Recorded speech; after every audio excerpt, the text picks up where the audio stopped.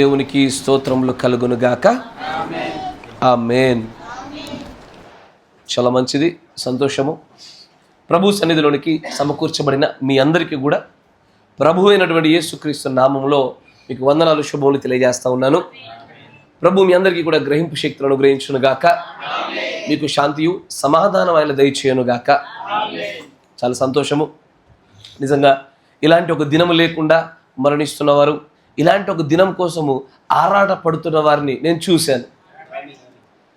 వారికి ప్రతి వారము ఒక సంఘాన్ని స్థానిక సంఘంగా ఏర్పాటు చేసుకోవడానికి వీలు లేనటువంటి దూర ప్రాంతములలో నివసిస్తున్న విశ్వాసులు ఉన్నారు. వారికి దగ్గరలో ఒక సంఘాన్ని ఇదొక సంఘంగా కాదు కానీ మా కుటుంబముగా భావిస్తాము అనుకొని సిద్ధంగా ఉన్న విశ్వాసులు ఉన్నప్పటికీ కూడా ఆత్మచేత నడిపించబడుతున్న సంఘం లేకపోవటం వలన, ఆత్మచేత నడిపించబడుతున్న కాపరు లేకపోవడం వలన ఇదిగో మీకు కలిగిన ధన్యత అనేకులకు లేదు. ఈ రోజున వారందరూ కూడా ఈ యూట్యూబ్ మాధ్యమాల గుండా ఆనందపడుతున్నారు. కానీ ప్రభు అయితే మన పట్ల చూపిన కృప ఇది. ఈ కృపను దుర్వినియోగం చేసుకోకూడదు అని ఎల్లవేళ అదే మాట మాట్లాడుతూ ఉంటాడు. అనేకులు దేవుడి యొక్క కృపను వివిధ రకాలుగా దుర్వినియోగం చేశారు. వారు తమ యొక్క ఆర్థిక లావాదేవీల కొరకు, తమ పేరు ప్రఖ్యాతల కొరకు, తమను చూపించడం కొరకు అనేక విధాలుగా దేవుడు చూపించిన కృపను దుర్వినియోగం చేశారు. దాన్ని సద్వినియోగపరచుకోవడం ఎలాగున అంటే దేవుడి చిత్తము నెరవేర్పు జరిగించుటే సద్వినియోగపరచుకునుట. ఆయన చిత్తములో వ్యక్తిగతంగా నిన్ను బలపరచాలనుకుంటాడు, సంఘం అంతటిని సమూహంగా బలపరచాలనుకుంటాడు, సార్వత్రికంగా వధువు సంఘాన్ని బలపరచాలనుకుంటాడు. ఆయన చిత్తం ఏమై ఉన్నదో దాని నెరవేర్పు జరిగించుటే ఆయన యొక్క కృపను సద్వినియోగపరచుకొనుట. కనుక ఆయన మన పట్ల చూపిన కృపను, ఆయన మన పట్ల కనపరుచుచున్న దయను ఈ సమయంలో సద్వినియోగపరచుకుందాము. కొద్ది సమయం అంతా కూడా మిగతా బయట ఆలోచనలన్నీ వదిలివేసి కేవలము నీ భర్త పైన మాత్రమే నువ్వు గురి ఉంచుము. ఆయన నీకు ఇంకా వరుడై ఉన్నాడా, భర్త ఉన్నాడా అన్న విషయం పట్ల నీకు మాత్రమే అవగాహన ఉంటుంది. మరొక వ్యక్తి చెప్పలేడు. నీకు మాత్రమే ఆ ప్రత్యక్షత ఉంటుంది.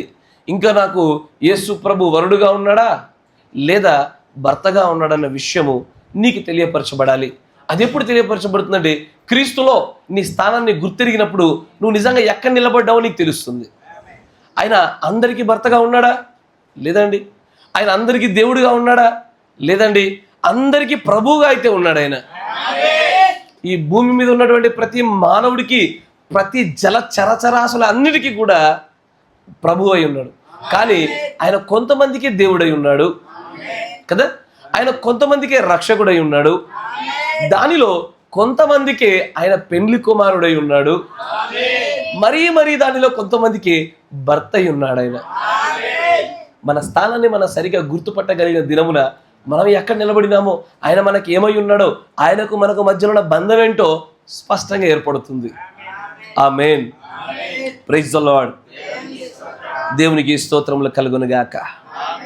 చాలా జాగ్రత్తగా గమనించండి. చదవబడినటువంటి లేఖన భాగం గుండా మనం ముందుకు సాగిపోతున్నాం. కొరింథీయులకు రాసిన మొదటి పత్రిక 13వ అధ్యాయంలో మనం గమనించినట్లయితే అందరికీ సుపరిచితమైనటువంటి వాక్యములే. ప్రేమను గురించి మాట్లాడుతూ ఉంటాడు ఆయన. ప్రేమ డంబంగా ప్రవర్తించదు, అమర్యాదగా నడవదు, ప్రేమ ఉప్పొంగదు, ప్రేమ ఎలాంటి అపకారాన్ని కూడా చేయదు, నీకు కలిగిన అపకారాన్ని కూడా మనసులో ఉంచుకోదు. అది ఎప్పుడయ్యా అంటే నిజంగా నీలో దైవికమైనటువంటి ప్రేమ ఉన్నప్పుడు కదా. Praise the Lord. కానీ సమస్యల్లో ఎక్కడొస్తుందయ్యా అంటే ఇదివరకు చెప్పాను మీకు, బైబిల్లో ఉన్నటువంటి వివిధ రకాల ప్రేమల్ని మనకు అర్థమగు రీతిలో ఒక దగ్గర పెట్టి చూడాలంటే ఈ 7 రకాల ప్రేమలు కనబడతా ఉంటాయి. ఆమేన్. దాంట్లో ఫిలౌషియా అంటే వ్యక్తిగతమైనటువంటి ప్రేమ, స్టోర్గే అంటే కుటుంబపరమైనటువంటి ప్రేమ, లుడోస్ అంటే ఆకర్షణీయమైనటువంటి ప్రేమ, ఎరోస్ అనగా శరీర సంబంధమైనటువంటి ప్రేమ, ఇంకేమున్నాయి, ఫిలియో స్నేహ సంబంధమైనటువంటి మనుషుల మధ్యలో ఉండే ప్రేమ, తర్వాత ప్రాగ్మా లాంగర్ లాస్టింగ్ అంటే ఎక్కువ కాలం కొనసాగుతూ ఉండేటువంటి, ఎక్కువగా వృద్ధాప్య దంపతుల మధ్యలో కనబడించబడేటువంటి ప్రేమ, చివరిగా agape Prema. People ten to confuse. నా మాట జాగ్రత్తగా వినండి. ప్రజలు దేవుని యందు విశ్వాసం ఉంచినటువంటి ప్రజలు కన్ఫ్యూజ్ అవుతున్నారు. వారు అనుకుంటున్నారు మేము నిజంగానే ప్రేమ కలిగిన వారము, మా యందు ప్రేమ నిలిచున్నది, కానీ మమ్మల్ని తప్పుగా అర్థం చేసుకుంటున్నారు అనుకుంటారు. నా మాట జాగ్రత్తగా వినండి. మాలో దైవికమైన ప్రేమ ఉందండి, కానీ మమ్మల్ని తప్పుగా అర్థం చేసుకుంటున్నారు అనేటువంటి ఒక భావనలో ఉంటారు. నిజంగా కుటుంబపరమైన ప్రేమల కొరకు దేవుడి యొక్క ప్రాధాన్యత తగ్గించి, నా మాట జాగ్రత్తగా వినండి, వ్యక్తిగతమైనటువంటి ఆసక్తి మీద, వ్యక్తిగత కోరికల నెరవేర్పు పైన ఎక్కువ ఆసక్తిని కనపరిచి దైవ సంబంధమైన కూడికల్ని, దైవత్వాన్ని, దేవుణ్ణి తగ్గించినప్పుడు, మరియు ఆకర్షణీయమైనటువంటి ప్రేమల వైపు మొగ్గు చూపుతూ ప్రభువు ప్రేమను ఎరగకుండా పక్కనుంటూ, శరీర సంబంధమైనటువంటి ప్రేమల వలన దైవత్వాన్ని పక్కన పడేస్తూ కూడా ఒక వ్యక్తి తనలో దైవికమైన ప్రేమ ఉంది అని చెప్పుకొనుట, అదే ద స్పిరిట్ ఆఫ్ ఎర్రర్, భ్రమపరచు ఆత్మ. ఏ వ్యక్తి అయినా సరే మొట్టమొదటి అత్యున్నతమైనటువంటి స్థానాన్ని క్రీస్తుకు, క్రీస్తు యొక్క ఆజ్ఞలకు మాత్రమే ఇస్తూ అలాంటి నడకలో నడుచుచున్నప్పుడు మాత్రమే అతడు చెప్పగలుగుతాడు నాలో దైవికమైన ప్రేమ ఉన్నదని. ఆమేన్. నేను నా భర్తను అధికంగా ప్రేమిస్తున్నాను, నా భర్త వలన నేను దేవుని దగ్గర కాలేకపోతున్నాను, నా భర్త వలననే నేను ఆత్మీయమైనటువంటి నా నిజమైన భర్తకు నేను దగ్గరగా చేరువలేకపోతున్నాను. దైవికమైన ప్రేమ కాదు ఇది. ఇది స్టోర్గే అనేటువంటి కుటుంబపరమైన ప్రేమలో బలహీనుడైన వాడి యొక్క స్థితిగతులవి. కొంతమంది వ్యక్తులను చూశాను నేను, వారు ఏం చేస్తారంటే ప్రేమించిన వారి కోసము వారి యొక్క విశ్వాసాలను కూడా మార్చుకుంటారు. ప్రేమించిన వారి కోసము సంఘశాఖ సహోదరులైనా సరే పెళ్లి చేసుకోవడానికి వెనకాడరు. నా మాట జాగ్రత్తగా వినండి. ఏంటది? ఎదుటి వ్యక్తిని ప్రేమించి వారిని పెళ్లి చేసుకునే విధానంలో వారు విశ్వాసాలను సైతము, వారికి దేవుడు నియమించిన నియామకాలను సైతము కూడా పక్కన పడేసి మరి వివాహాలు చేసుకుంటారు. Do you call that is a divine love? దాన్ని దైవికమైన ప్రేమని పిలవచ్చా? Ludus, they are very attracted to the each other. వారి ఒకరినొకరు బాగా ఆకర్షభరితులైనారు అంతే. అది ఎంతగా దాటిపోయిందంటే, నా మాట జాగ్రత్తగా వినండి, దేవుని యొక్క ప్రవక్త మాట అంటాడు, దేవుడి స్థానాన్ని మీరు దేనికి ఇచ్చినా అది మీకు విగ్రహం అవుతుంది, అది మీకు దేవుడు అవుతుంది. అది చివరికి మీ పొట్టలో వేసుకునే ఆహారమైనను సరే. మీ పిల్లలకి ఇస్తున్నారా? మీ భాగస్వాములకు ఇస్తున్నారా? మీ అలవాట్లకి ఇస్తున్నారా? ట్రస్ట్ మీ, నేను మరొకసారి చెప్తున్న ఈ మాట, అలాంటి వారందరికీ కూడా ఇది కొంచెం బాధ కలిగించే మాటే, కానీ దేవుని యొక్క ప్రవక్త ద్వారా వచ్చినటువంటి మాటను మీరు ఆమేన్ అనాలి. అని అంటాడు, అది నీ విగ్రహం అయింది. చాలామందికి వాళ్ళ పిల్లల విగ్రహాలు, చాలామంది వాళ్ళ ఆస్తులు, వాళ్ళ పశువులు, వాళ్ళ వాహనాలు, వాళ్ళ గృహాలు, వాళ్ళ సంపద, వాళ్ళ బంధువులు విగ్రహాలు అయ్యారు. ఎందుకంటే దేవుడి కంటే అధిక ప్రాధాన్యత దేనికి ఇస్తున్నామో అది మన విగ్రహం అయిపోతుంది. అది దాన్ని అసలు ఆరాధన అంటేనే, వర్షిప్ అంటేనే, దేవుణ్ణి ఆరాధించడం అంటేనే ఏంటయ్యా? What you mean by worship? ఆరాధన అంటే ఏంటి?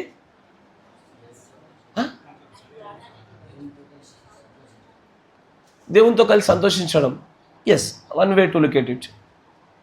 వాట్ ఈజ్ ఆరాధించడం అంటే? అన్ని విషయాలలో ప్రాధాన్యత ఇవ్వడం. కరెక్ట్, అది కూడా ఒక రూపం కూడా కరెక్టే. కానీ అసలైనటువంటి ఆరాధన అంటే ఇదివరకు చెప్పాను, మళ్ళీ చెప్పవలసి వస్తూ ఉంది. అదే బాధాకరం.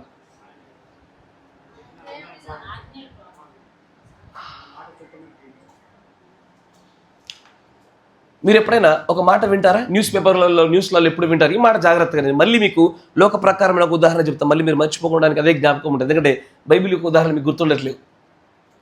ఎప్పుడైనా మీరు గమనించారా? కొంతమంది వారి యొక్క ఇష్టమైనటువంటి హీరోల్ని ఆరాధ్య దైవాలుగా భావిస్తారు. కొంతమంది వ్యక్తుల్ని వాళ్ళు బాగా ఆరాధిస్తారు. దేన్ని బట్టి చెప్తున్నారయ్యా అంటే గుర్తుంచుకోండి, ఒకరిలో ఉన్నటువంటి, అంటే అది ఏ వ్యక్తి అయినా సరే, ఏదైనా వస్తువైనా సరే, వ్యక్తి అయినా సరే, సందర్భమైనా సరే, దేనైనా సరే, దాని యొక్క ఘనతలను గుర్తించి దానిలాగా మారడానికి చేసే ప్రయత్నమే ఆరాధన. అవునా? Yes or no?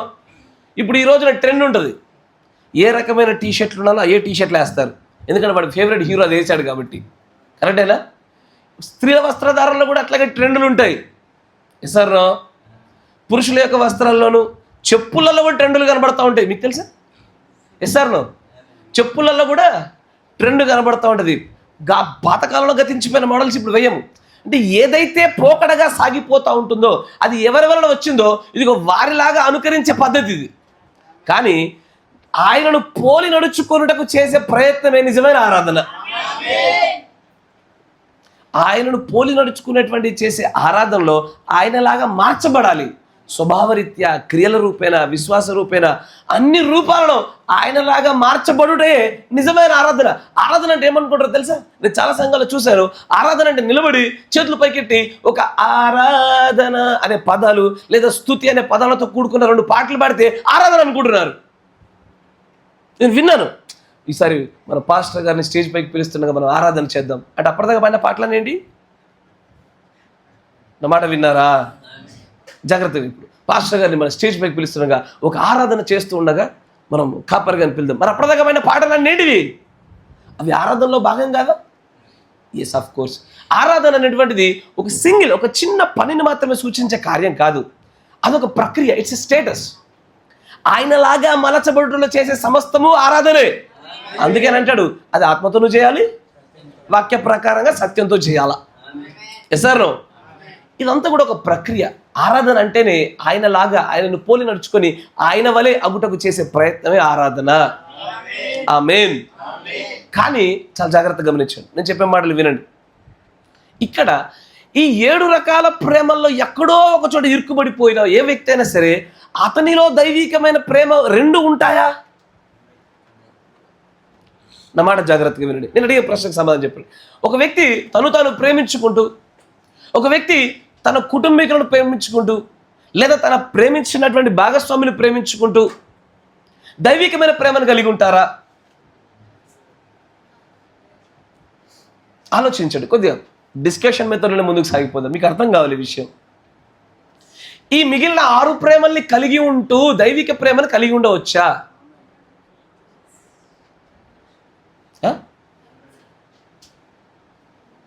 కలిగి ఉండొచ్చా?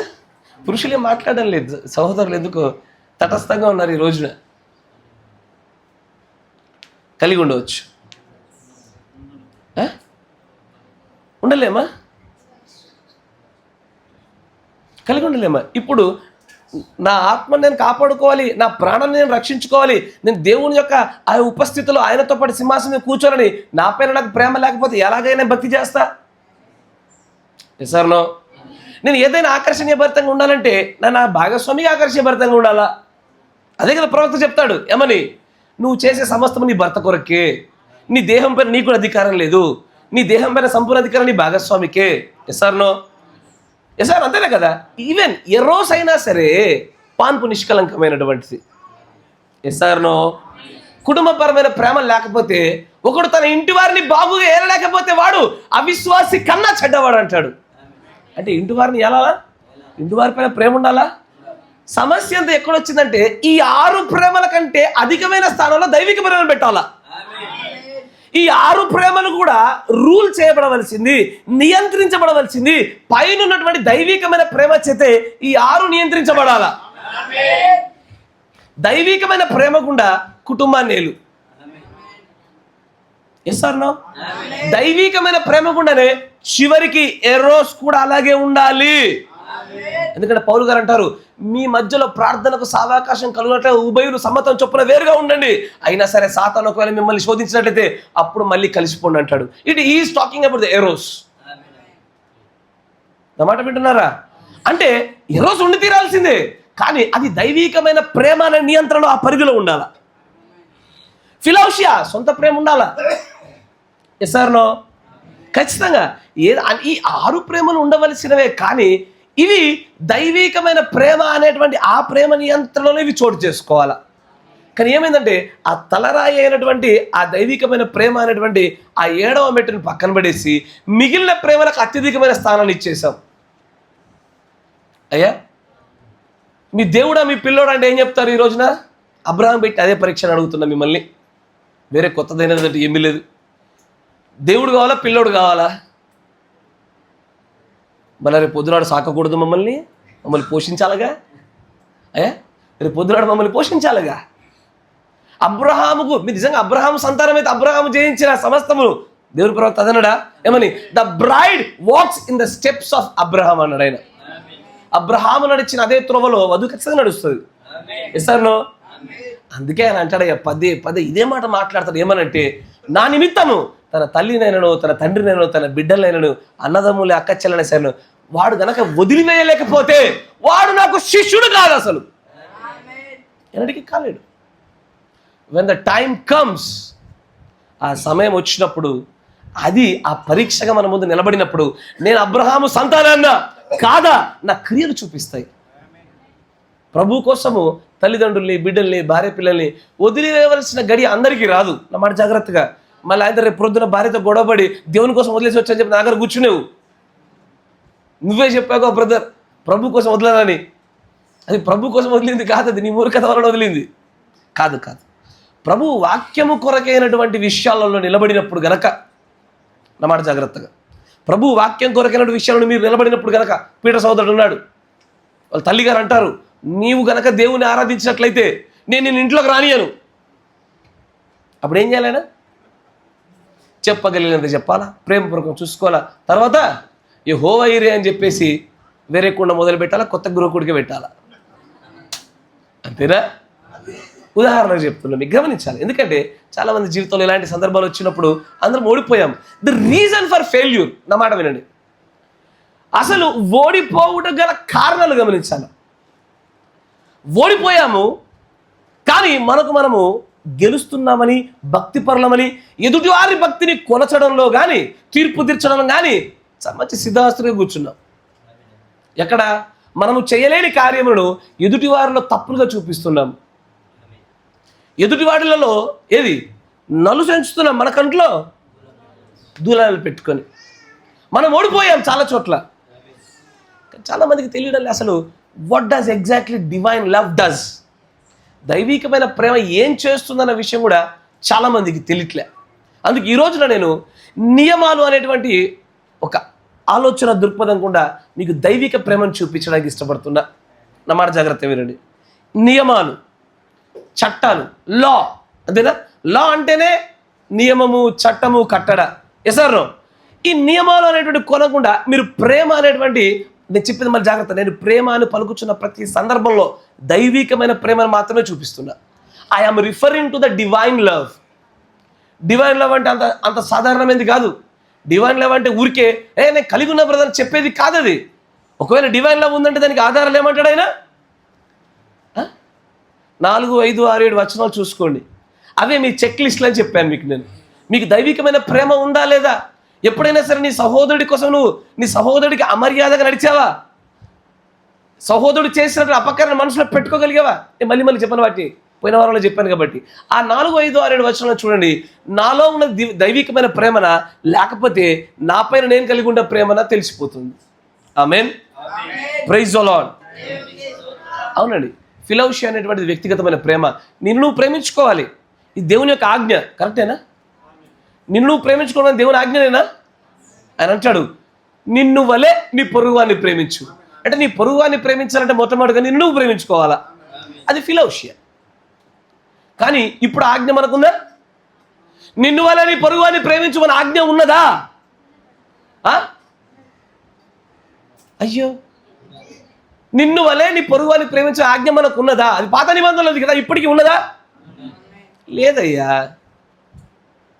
ఆ ఆజ్ఞ మనకు కాదు. అది మనం ఆ బాండేజ్లో లేము. ఇప్పుడు నేను మీకు ఇప్పుడు కొత్త ఆజ్ఞ ఇస్తున్నాను అన్నాడు ఆయన. ఇప్పుడు మీకు ఒక నూతనమైన ఆజ్ఞను అప్పచెప్తున్నాను అన్నాడు. ఎసార్నో? ఏంటి ఆ నూతనమైన ఆజ్ఞ? ఇంతవరకు నిన్ను వలె నీ పొరుగువాన్ని ప్రేమించమన్నది పాత ఆజ్ఞ. కానీ ఇప్పుడు నా వలె క్రీస్తు వలె ప్రేమించమని చెప్పున్నదే నూతన ఆజ్ఞ. ఇది వ్యత్యాసం. అక్కడ ఈ రోజున నీ వలె నువ్వు ఎదురువాన్ని ప్రేమించడం కాదు, క్రీస్తు ప్రేమించినట్టుగా ప్రేమించాలా. క్రీస్తు ఎలాగో ప్రేమిస్తాడు? తప్పు చేసినావని ఏమంటాడు ఆయన? ప్రేమపూర్వకంగా గద్దిస్తాడు. మార్చడానికి ఎన్ని అవకాశాలు ఇవ్వాలి అన్ని అవకాశాలు ఇస్తూ ఉంటాడు ఆయన. అలాగే నీవు ఉండంటున్నాడు ఆయన. క్రీస్తు సనుగుతాడా? క్రీస్తు ముందొకటి ఎన్నుకుంటూ మాట్లాడతాడా? క్రీస్తు అపకారాన్ని మనసులో ఉంచుకుంటున్నాడా?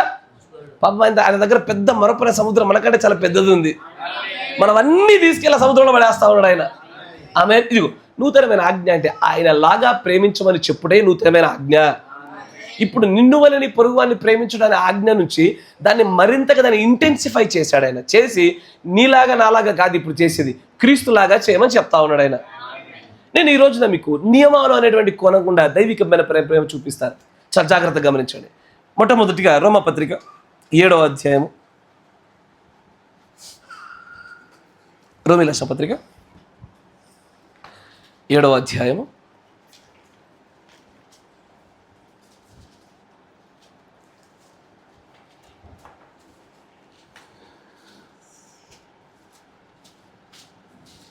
13వ వచనం నుంచి గమనించుదాం.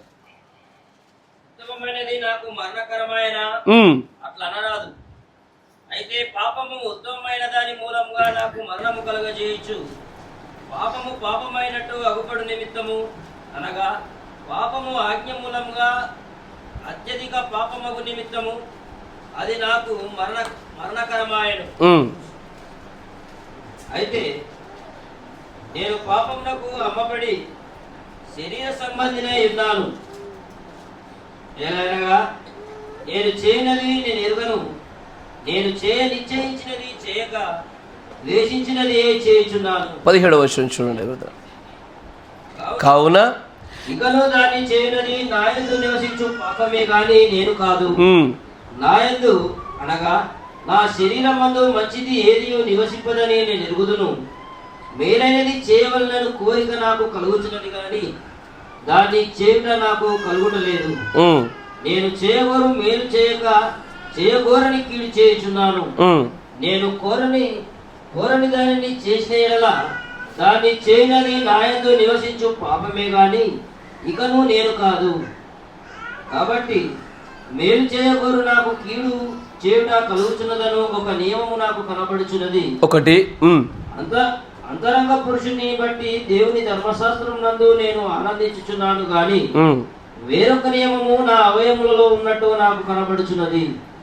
అది నా మనస్సునందు నా ధర్మశాస్త్రముతో పోరాడుచు నా అవయములలో ఉన్న పాప నియమమునకు నన్ను చెరపట్టి లోబరుచుచున్నది.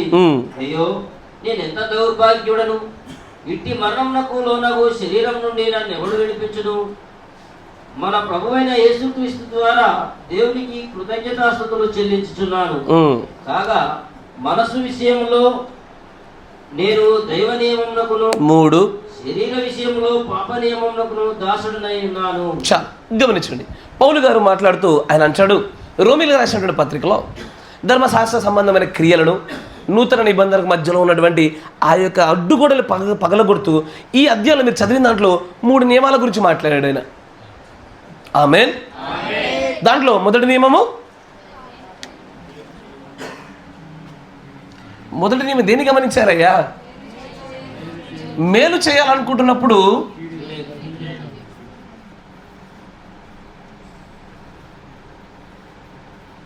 రెండోది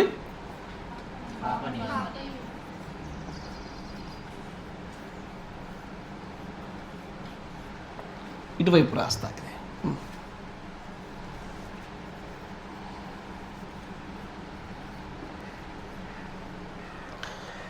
అట్లాగే మీకు ముందు ఒక లిస్టుని చూపిస్తాను. 2వ దినవృత్తాంతాల గ్రంథము చేయండి వేగవంతంగా నాతో పాటు కలిసి 19వ అధ్యాయం 6వ వచనం.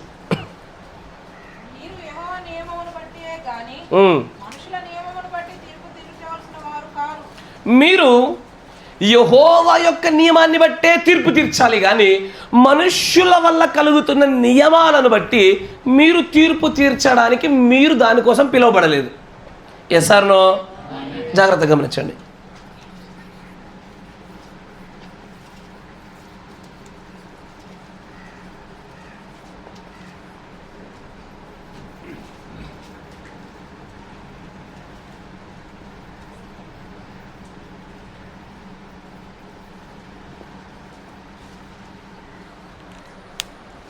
యెహోవా నియమమును బట్టి మీరు తీర్పు తీర్చాలి కానీ మనుషులను బట్టి చేయకూడదు. తర్వాత యాకోబు రాసిన పత్రిక 2వ అధ్యాయం 12వ వచనం.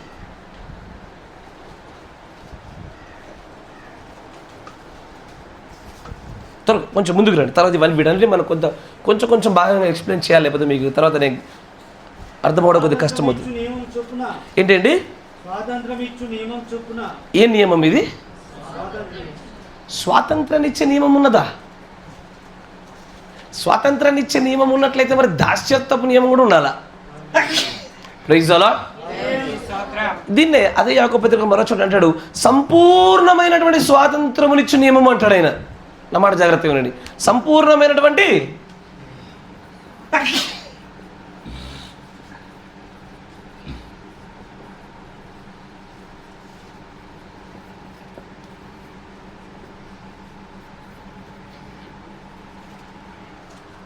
సంపూర్ణమైనటువంటి స్వాతంత్రం ఇచ్చేటువంటి నియమము. రోమపత్రిక 13వ అధ్యాయం 2వ వచనం. రోమ 13:2. కాబట్టి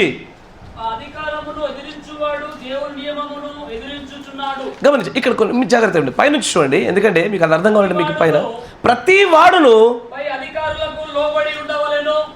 అధికారులకు లోబడి ఉండవలెను. ఎలయనగా దేవుని వలన కలిగినది తప్ప మరి ఏ అధికారమును లేదు. ఉన్న అధికారములు దేవుని వలన నియమింపబడి ఉన్నవి. కాబట్టి అధికారమును ఎదిరించువాడు దేవుని నియమమును ఎదిరించుచున్నాడు. జాగ్రత్తగా గమనించండి. నిజం చెప్పాలంటే పౌలు గారు ఇక్కడ మాట్లాడుతున్న మాటల్లో సంఘములో ఆయన ప్రవేశపెట్టినటువంటి ఆ అధికార పాత్రలను గురించి అధికంగా మాట్లాడుతున్నాడు.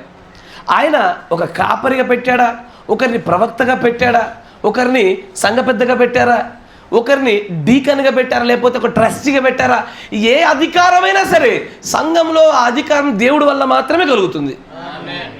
దేవుడు అనుమతించకుండా ఆ అధికారం కలగదు. కానీ ఆలోచించండి, ఇక్కడ ఆయన అంటున్నాడు, ఈ ఆయన చేత ఏర్పాటైన ఈ అధికారాన్ని ఎవరైనా సరే తృణీకరించినట్లయితే, ఒక సంఘ పెద్దను పెట్టారు, సంఘ పెద్ద లేదు, ఏమీ లేదు. ట్రస్టీ పెట్టారు, ట్రస్టీని ఏంది అడిగేది, నేను డైరెక్ట్ పాస్టర్ని అడుగుతా. పాస్టర్ని అడుగుట తప్పు కాదు, కానీ ఆ ట్రస్టీ అనేటువంటి ఆ అధికారాన్ని నువ్వు తృణీకరించావు. Yes or no? అక్కడ సంఘ పెద్ద అనేటువంటి ఆ అధికారాన్ని నువ్వు అగౌరవపరచడం మాత్రమే కాదు, దాన్ని ఎదిరించేసావు. పాస్టర్తో మాట్లాడడానికి ప్రతి ఒక్కరికి అధికారం ఉంటుంది, ప్రతి ఒక్కరికి యాక్సెసిబిలిటీ ఉండాలి. కానీ దేవుడు ఏర్పాటు చేసినటువంటి ఈ అధికారాల్ని ఏం చేస్తారంటే ఎదిరిస్తారు. ఎంతమంది లేరు? సంఘ పెద్దలకు ఎదురు తిరిగేవారు, ట్రస్టీలకు ఎదురు తిరిగేవారు, కాపరులకు ఎదురు తిరిగేవారు. నా మాట వింటున్నారా? ఎందరైతే దేవుడు నియమించినటువంటి ఆ యాజకత్వపు క్రమముని ఎదురిస్తున్న ప్రతి ఒక్కరూ దేవుణ్ణే ఎదురిస్తున్నారు. అందుకే ఇక్కడ దైవ నియమాన్ని, నా మాట ఏమన్నాడు చూడ, పదం వాడండి. కాబట్టి అధికారమును ఎదిరించువాడు దేవుని నియమమును ఎదిరించుచున్నాడు. ఇటువైపు రాసే ప్రతిది అన్ని కూడా ఒకటే.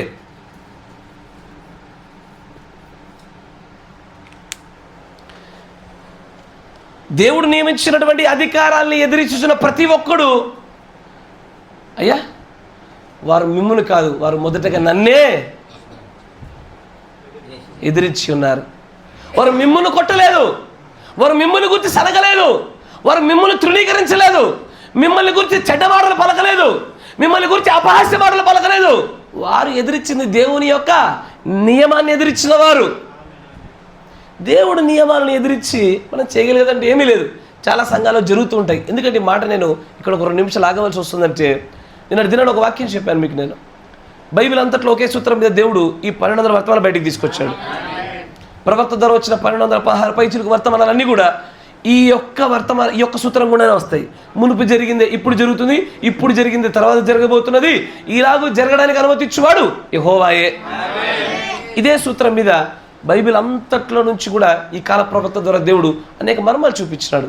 అది ముద్రలు అవ్వచ్చు, బూరలు అవ్వచ్చు, పాత్రలు అవ్వచ్చు, అది ఏదైనా సరే అన్నీ కూడా అక్కడి నుంచి తీసుకొచ్చి చూపించి పెట్టాడు ఆయన. ఆమేన్, ప్రైజ్ ది లార్డ్. కానీ ఈ రోజున అనేకమైన సంఘాలలో ఆ రోజున కోరాహు, దాతాను, అబిరాములు, మిరియాము మరియు అహరోను వారి ఆత్మలు ఎలాగుండేనో, వాడబడుచున్నటువంటి వ్యక్తికి విరోధంగా లేచిన వారి వలె నేటికి అవే జరుగుతున్నాయి. ఆ రోజున మోషే ఎదురుగా ఎవడు సనగలే, గుడారాలలో సనిగారు. నేటికి అవే ఆత్మలు ఉన్నవి. ఆ రోజున మోషేకి విరోధంగా అహరోను మిర్యాములు నేరుగా ఆయన దగ్గర అనలేదు. ఆయనతోనే దేవుడు మాట్లాడతాడా, మాతో మాట్లాడ్డా అని వారు వ్యక్తిగతంగా పక్కన అనుకుంటారు. వీటన్నిటిని దేవుడు తప్పుగానే ఎంచాడు. అదే తీర్పు, అదే నియమం. అందుకే ఆయన అంటాడు ఏమని, అప్పుడుండిన ఆత్మలే ఇప్పుడును నడుస్తూనే ఉన్నవి, కాకపోతే ఆ ఆత్మలకు మనం నిలయాలా అవుతున్నాము, మనం వాటికి ఆశ్చర్యాన్ని ఇస్తూ వస్తున్నాము. ఆమేన్, ప్రైజ్ ది లార్డ్. అదే రోమపత్రికలో 8వ అధ్యాయం 2వ వచనం చూడండి. 8:2.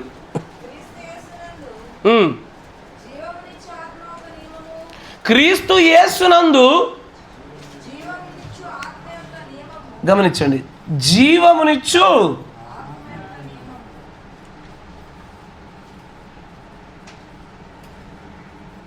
ఇది ఆత్మ నియమము. మరియు అయ్యో నా మాట జాగ్రత్త, పాప నియమం వేరు, మరణ నియమం వేరు. మళ్ళీ కన్ఫ్యూజ్ కావద్దు మీరు. The law of sin is different, the law of death is different. పాప నియమం వేరు, మరణ నియమం వేరు. అక్కడ రెండింటిని కలిపి ప్రస్తావిస్తున్నాడు ఆయన. చాలా జాగ్రత్త. అందుకే పాప నియమం వచ్చింది కదా, మరణ నియమం. ఇది అక్కడ హెబ్రీ పత్రికలు అంటాడు చూడండి ఒకసారి. మరణ నియమం గురించి మీకు స్పష్టత దొరుకుతుంది. హెబ్రీ పత్రిక 9వ అధ్యాయం 27వ వచనం. హెబ్రీ 9:27. మనుషులొక్కసారి మృతి పొందవలనని నియమింపబడెను. ఎస్, జాగ్రత్త వినండి. ఎందుకంటే పాపము ఒక్కొక్కరిపైన ఎలాగ పని చేయాలో, ఎందుకంటే 4 వర్గాల ప్రజలు ఉన్నారు.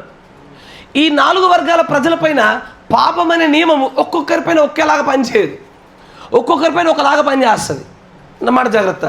సౌలు తప్పు చేసినప్పుడు దేవుడు దాన్ని పరిగణలో తీసుకున్న దానికన్నా దావీదు తప్పు చేసుకున్నప్పుడు దానికి ఇవ్వబడిన తీర్పు వేరు, ఆ పాపాన్ని దేవుడు తీసుకున్న విధానం వేరు. సౌలు చేసిన తప్పేంటి? సౌలు అన్నిటిని నాశనం చేయమంటే కొన్నిటిని తీసుకొచ్చి యెహోవా కొరకు బలిచ్చాడు. దావీదు చేసింది ఏంటిది? వ్యభిచారం చేశాడు, జనసంఖ్య లెక్కిచ్చాడు, చాలా తప్పిదాలు చేశాడు ఆయన. అయినా సరే వీరిరువురి తప్పిదాలని, వీరిరువురు చేసిన పాపాలకు దేవుడు తీర్చిన తీర్పులు వేరు. ఎందుకంటే ఈ 4 వర్గాల ప్రజలు ఉంటాయి. ఒకటి, బుద్ధి కలిగిన కన్యకలకు పాప నియమం వేరు, బుద్ధి లేని కన్యకల పాప నియమం వేరు, వేషాదారుల పాప నియమం వేరు, అవిశ్వాసుల యొక్క పాప నియమం వేరు. అంటే వీరిపైన పాపం పని చేయు తీరు, ఆ పాపమునకు కలిగేటువంటి జీతము వేరువేరుగా పనిచేస్తుంది. మరణం కూడా అంతే. నా మాట జాగ్రత్త వినండి. ఈ మరణ నియమం కూడా అంతే. మరణ నియమము అన్యజనునికి చూడండి, అన్యుడు ఒక్కసారి మరణిస్తే వాడు అలాగూ తీర్పు దినం వరకు ఎదురు చూడాల్సిందే. కరెక్టేనా? Yes or no?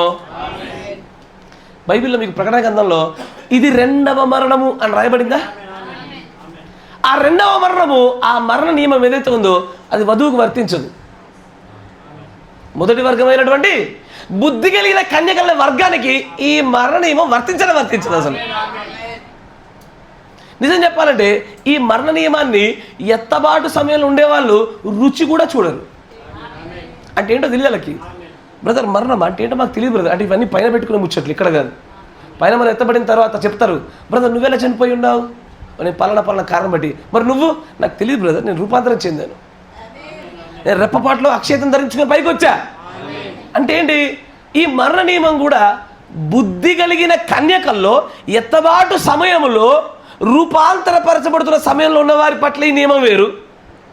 బుద్ధి కలిగిన కన్యకల్లోనే మరణించి 6వ పరిమాణానికి వెళ్ళి ఆ తర్వాత మరలా పునరుద్ధానం చేయబడుతున్న వారితో పాటు కలిసి వచ్చేటువంటి ఆ సందర్భం వేరు. బుద్ధి లేని కన్యకల సంగతి ఏంటి? అయ్యా, ఫూలిష్ వర్జిన్స్. బుద్ధి లేని కన్యకలు ఏం చేస్తారు? వాళ్ళు మరణిస్తారు, శ్రమల గుండా వస్తారు, తర్వాత తీర్పు సింహాసనం దగ్గర వారు తిరిగి లేపబడి నిత్యత్వంలో వాళ్ళకి స్థానం ఇవ్వబడుతుంది. కానీ వధువుగా కాదు. కరెక్టేనా? వధువుగా మాత్రం వాళ్ళకి అప్పచెప్పబడదు. అంటే వాళ్ళు ఒక మరణాన్ని రుచి చూస్తారు. ఎవరు? బుద్ధి లేని కన్యకలు. ఇప్పుడు వేషాదారులను చూడండి, వేషాదారులకు 2వ మరణం కూడా దొరుకుద్ది. They are very blessed people.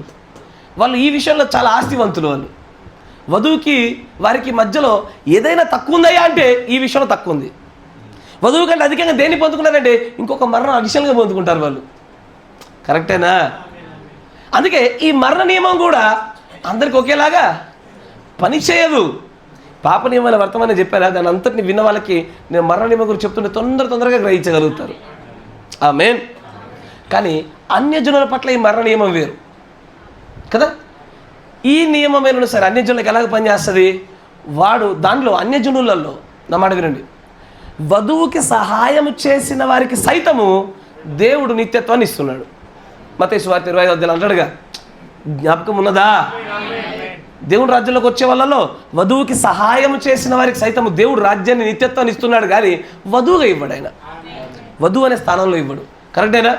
తర్వాత 1,44,000 మంది కూడా నిత్యత్వంలోకి వస్తున్నారు. వారి పట్ల మరణ నియమం వేరు. వీళ్ళ మరణ నియమం ఏంటి తెలుసా?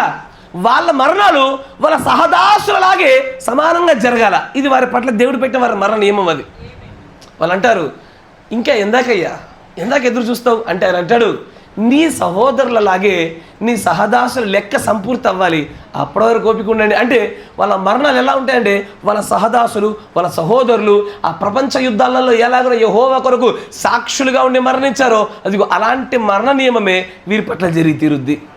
కానీ వధువుకి అలాంటి మరణం ఉండదు, ఎందుకంటే వధువు శ్రమల గుండా రాదు కాబట్టి. అందుకే ఈ మరణ నియమం కూడా అందరికీ ఒకేలాగా ఉండదు. ఈ మనుషుల నియమాలు, మనుషులకి నియమాలు ఉన్నాయా? ఈరోజు రాజ్యాంగం అదేనయ్యా. Praise the Lord. రాజ్యాంగాలు ఇవే.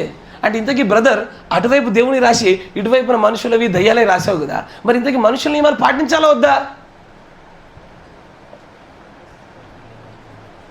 ఈ రోజున రాజ్యాంగం అవ్వచ్చు, మతపరమైన కొన్ని కట్టాలు అవ్వచ్చు, కుల వ్యవస్థ అవ్వచ్చు, ఇవన్నీ మనుషులు పెట్టిన నియమాలే. Yes or no? దేవుని మూలంగా కలిగినవి కావవి. మరి వీటి పట్ల మనం ఏం చేయాలి? మనుషుల నియమాలు. ఎందుకంటే నేను ఒక పాస్టర్ గారితో ఇట్లా మాట్లాడా. మార్కు సువార్త 7:7 చూపించి కొన్ని విషయాలు చెప్పాను వాళ్ళకి. మానవులు కల్పించిన పద్ధతులు దైవోపదేశములు బోధించు నన్ను వ్యర్థంగా ఆరాధిస్తారన్నారు కనుక మానవులు కల్పించిన పద్ధతులు పక్కన పెట్టేయండి అన్నా నేను. అట్లాంటప్పుడు ఆధార్ కార్డు చింపేయండి, అట్లాంటప్పుడు ఓటర్ ఐడి చింపేసేయండి. దేవుడిచ్చింది కాదుగా వాళ్ళన్న మాట. దానికి పేతురు పత్రిక చక్కటి సమాధానం చెప్తాడు ఆయన. మొదటి పేతురు పత్రిక చూడండి త్వరగా వేగం, ఎందుకంటే ఈ మనుషుల నియమం పట్ల కూడా మీకు దాని షరతులు తెలుసుకోవాలి. మొదటి పేతురు పత్రిక 2వ అధ్యాయం 13వ వచనం. మనుష్యులు నియమించు ప్రతి కట్టడకు ప్రభువు నిమిత్తమై లోబడు. అంటే లేఖనములతో విభేదించనంత మట్టు వరకు మనుష్యుల నియమాలకు లోబడుట వలన దేవుడు దాన్ని ఎన్నటికీ తప్పుగా ఎంచడు. నా మాట వింటున్నారా? దేవుని యొక్క నియమాలతో విభేదించనంత మట్టు వరకు ఈ మనుష్య నియమాలకు మనం లోబడుటలో దేవుడు దాన్ని తప్పుగా ఎంచడు. అందుకే మనం ఇంకా ఆత్మ సంబంధంగానే క్రీస్తు మనము ఉభయులం ఏకం చేయబడ్డాం, కానీ సంపూర్ణంగా ఏకం చేయబడలే. ఏకం చేయబడిన దినమున ఈ మనుష్యుల నియమాలు ఉండవు, ఈ మరణ నియమం ఉండదు, పాప నియమం ఉండదు, మేలు చేయబోతే కీడు జరుగుతున్న నియమం కూడా కనపడదు. ఆ రోజు ఈ నియమాలు ఏముండవు, ఎగిరిపోతాయి, గల్లంత అయిపోతాయి ఇవన్నీ. ఆమేన్. కానీ అనేకులు ఈ మనుష్య నియమాల గురించి మాట్లాడుతూ, ఎందుకు తాళి కట్టాలంటారా? తాళి కట్టకపోతే ఏమవుద్ది? ఈ భారతదేశ సంప్రదాయం అండి, కానీ అది వాక్యంతో విభేదిస్తుందిగా, చెల్లుబాటు కాదు. సీమంతం చేద్దామా? అయ్యో అది మనుషులు పెట్టి ఈ మధ్యలో కొన్ని కొత్తగా వచ్చాయి. ఇది బాగా క్రైస్తవులు బాగా కన్ఫ్యూజ్ చేసి పడేస్తుంది. సినిమాలలో కూడా అంట బ్యాడ్ సీన్స్ ఏం లేకపోతే చూడొచ్చు బ్రదర్. ఏంటది? బ్యాడ్ సీన్స్ లేకపోతే చూడొచ్చు. కాపర్లు చెప్పంగా విన్నా నేను, ఎంటైమేసి పాస్టర్లు చెప్పంగా విన్నా నేను. ఏంటది? చెడ్డ సీన్లు లేకపోతే చూడొచ్చా? ఇంకొక పాస్టర్ గారు అయితే ఇంకొంచెం ముందుకెళ్ళాడు. ఆయన ముందుకెళ్ళి, ఎందుకంటే కొంచెం ప్రత్యక్షలు ఎదుగుతూ ఉంటారు కదా చాలామంది, వాళ్ళు అంటారు యేసుక్రీస్తు ఒక సినిమా చూడవచ్చు. ఏంటది? చూడొద్దా? నేను చెప్తే మీరు భలే పడిపోతారయ్యా. ఇంతకీ చూడొచ్చా చూడకూడదు యేసుక్రీస్తు సినిమాలు? దేవుడు, the passion of Christ, the price of Calvary, కరుణ కరుణామయుడు. ఇంతకీ చూడొచ్చా చూడకూడదా? చెప్పరా? చూడకూడదా? ఎందుకని? మిగిలినవి ఎందుకు చూడకూడదంటే కల్పనా కథల వైపు తిరిగే కాలం వస్తుంది అన్నాడు. సినిమా స్టోరీలన్నీ కల్పనా కథలే. అవన్నీ ఒక మనుషుని యొక్క ఆలోచన నుంచి వాడు కల్పించుకోవడం వలన పుట్టినవి అవన్నీ. కానీ యేసుక్రీస్తు వారి యొక్క సినిమాలు ఎందుకు చూడొద్దు నేను చెప్పనా? ఒకసారి నీ పిల్లుడు చూపించు, ఒక 3 సార్లు చూపించు యేసుక్రీస్తు వారి యొక్క సినిమా అని చెప్పి చూపించు. ఆ నెక్స్ట్ టైం ప్రార్థన చేసినప్పుడు యేసుక్రీస్తు అంటే ఆయన నటించిన సినీ నటునే గుర్తుపెట్టుకుంటాడు వాడు. నీ కూడా అంతే, 2-3 సార్లు చూసావనుకో నీ ఇమాజినేషన్లో నీ విజువల్స్లో ఎవరు వస్తారు? ఆత్మస్వరూపి అయినటువంటి దేవునికి ఒక ఆకారం పెట్టేసావు నీ మనసులో. ఎస్ఆర్నో జరుగుతుందా? అబ్సల్యూట్గా జరుగుద్ది. నిన్ను నువ్వు ఒకసారి పరిశీలన చేసుకుంటే నీకు తెలుస్తుంది. ఆత్మస్వరూపి అయిన దేవునికి ఏ ఆకారం చూపించలేని దేవునికి మనకి చివరికి కూడా హాఫ్ మ్యాన్ పిక్చర్ గురించి ఈ కాల ప్రవక్త మాట్లాడితే ఏమన్నా తెలుసా? నేను దర్శనములో చూసినటువంటి ఆయనకు అతి సారూప్యమైనటువంటి పెయింటింగ్ ఇది అన్నాడు. అది ఇలాగే ఉన్నాడు. It is the most nearest image to him. 100% కాదు. ఈ రోజున హాఫ్ మ్యాన్ పిక్చర్లు పెట్టుకుని మొక్కుతున్న వాళ్ళు కూడా ఉన్నారు. బ్రహ్మం గారు చెప్పేసరిగా దానికి మొక్కే వాళ్ళు కూడా ఉన్నారు. ఈ మేఘస్తంభానికి కూడా మొక్కే వాళ్ళు ఉన్నారు తెలుసా? ప్రవక్త గారి తలపైన వచ్చి అగ్నిస్తంభానికి ఫోటో పెట్టుకుని దానికి మొక్కే వాళ్ళు కూడా ఉన్నారు. అదృశ్యుడైన వారికి ఆకారాన్ని కలగజేసి ఆరాధనలో విగ్రహారాధన కొత్త కొత్త పుంతలు దొక్కిస్తున్నారు. ఎవరు? ఈ గడియ వర్తమానంలో కొంతమంది క్రైస్తవుల యొక్క మూర్ఖత. జాగ్రత్త. మనుష్యులు కల్పిస్తున్న నియమాల గురించి మీరు జాగ్రత్తగా ఉండండి. వాళ్ళు ఎన్నైనా చెప్తారు. లేఖనముతో అది విభేదించనంత మట్టు వరకు ఏ నియమానికైనా మనం లోబడాలా. ఆమేన్. Praise the lord. దేవుడి యొక్క ఉద్దేశాలకు విరోధంగా నడవనంత మట్టు వరకు దేవుని యొక్క సేవకుల ద్వారా ప్రవక్తల ద్వారా వచ్చే ప్రతి నియమానికి మనం లోబడి తీరాలా. 9:30కే ప్రార్థనకు రా దేవుడు పెట్టిండు. అది అయ్యా ఎవరు పెట్టారు?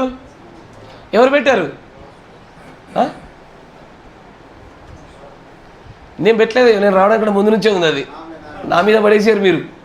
నాకంటే ముందు నుంచే పెట్టుకున్నారు మీరు. అది ఎస్ఆర్నో. కానీ దైవికమైన నియమాలకు అది విభేదించినంత మట్టు వరకు దాన్ని పాటించి తీరాల. ఆమేన్. అంతేకాకుండా మీరు బైబిల్లో కూడా చూడండి. దేవుడు పరిత్యాగ పత్రిక అసలు దేవుని యొక్క ఉద్దేశంలో లేదయ్యేది.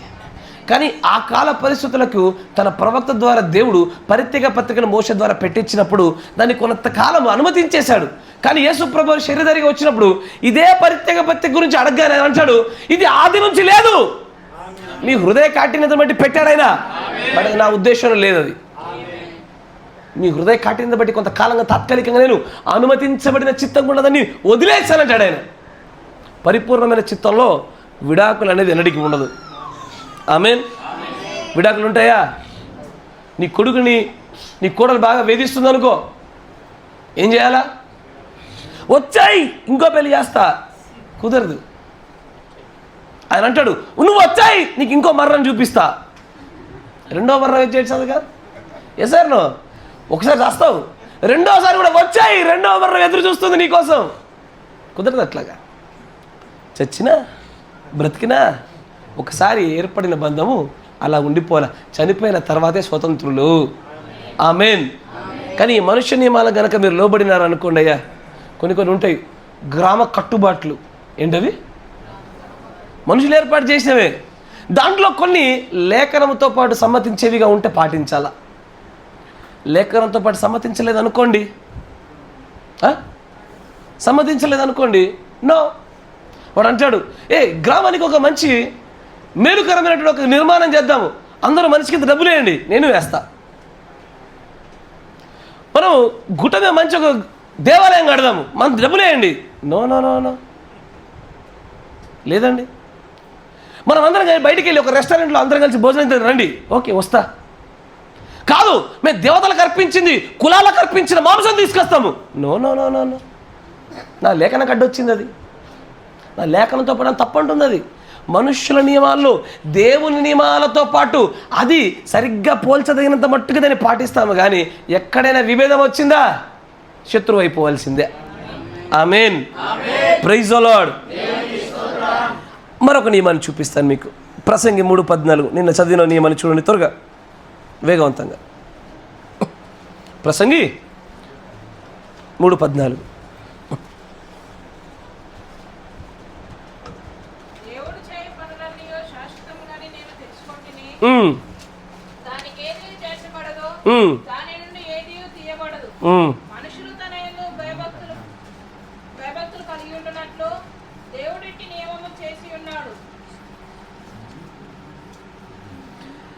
నిన్నటి దినం నేను చెప్పినట్టుగానే దేవుడు చేయు ప్రతి పని కూడా శాశ్వతమే.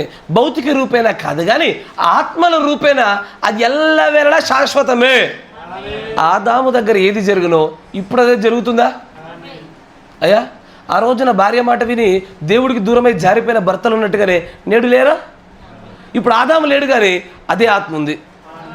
సార్నో లోతు సొదొమ దినాలలో ఏది జరిగినో ఇప్పుడు అదే జరుగుతుంది. లోతు లేడు, సొదొమ గొమొర్రా ప్రాంతం లేదు ఇప్పుడు అక్కడ, కానీ అవే ఆత్మలు నేటికి కొనసాగుతున్నాయి. ఆత్మల కార్యాలు శాశ్వతము, భౌతికమైన రూపంలో శాశ్వతంగా ఉండవు. అవి భౌతికమైనవి ఎప్పుడు కూడా కాలం అనే పరిమాణంలో ఉన్నంత మట్టుకు మార్పు చెందుతూనే ఉంటాయి. కానీ క్రియల రూపంలో, ఆత్మల యొక్క క్రియల రూపంలో చూస్తే ప్రభువు చేయు ప్రతి కార్యము శాశ్వతమైనదే. ఆమేన్. Praise the lord. మరొక నియమాన్ని గమనించదాం. ఇర్మియా గ్రంథం 31వ అధ్యాయం 29వ వచనం.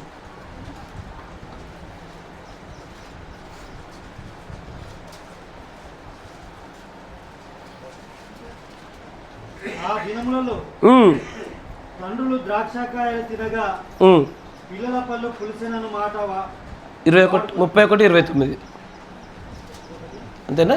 31:29 చదువు.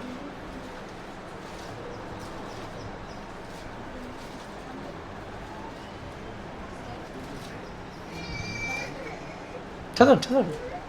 ప్రతివాడు తన దోషం చేతనే మృతి నందును, ఎవడు ద్రాక్షకాయలు తిన్ను వాని పల్లె పులియును. చదవండి. ఇదిగో నేను ఇశ్రాయేలు వారితో యూదా వారితోను కొత్త నిబంధన చేయు దినములు వచ్చుచున్నవి. ఇదే యెహోవా వాక్కు. అది ఐగుప్తులో నుండి వారిని రప్పించుటకై నేను వారిని చెయ్యి పట్టుకొనిన దినమున వారి పితరులతో నేను చేసిన నిబంధన వంటిది కాదు. నేను వారి పెనిమిటినైనను వారు ఆ నిబంధనను భంగం చేసుకొనిరి. ఇదే యెహోవా వాక్కు. ఈ దినములైన తర్వాత నేను ఇశ్రాయేలు వారితోనూ యూదా వారితోనూ చేయబో నిబంధన ఇదే. వారి మనస్సులలో నా ధర్మ విధి నుంచెదను, వారి హృదయం మీద దాన్ని వ్రాసెదను. ఇదే యెహోవా వాక్కు. యెహోవా వాక్కు ఇదే. నేను వారికి దేవుడనయుందును, వారు నాకు జనులగుదురు. వారు మరి ఎన్నడును యెహోవాను గురించి బోధ నొందుదము అని తమ పొరుగు వారిని కానీ తమ సహోదరులకు కానీ ఉపదేశము చేయరు. నేను వారి దోషములను క్షమించి వారి పాపముని ఎన్నడూ జ్ఞాపకం చేసుకోనను గనుక అల్పులేమి గనునేమి అందరూ నన్నెరుగుదురు. ఇదే యెహోవా వాక్కు. పగటి వెలుగుకై సూర్యుని, రాత్రి వెలుగుకై చంద్ర నక్షత్రములను నియమించువాడను. ఇక్కడ మరొక నియమాన్ని గమనించాలి మీరు. 35వ వచనంలో it is a law of nature.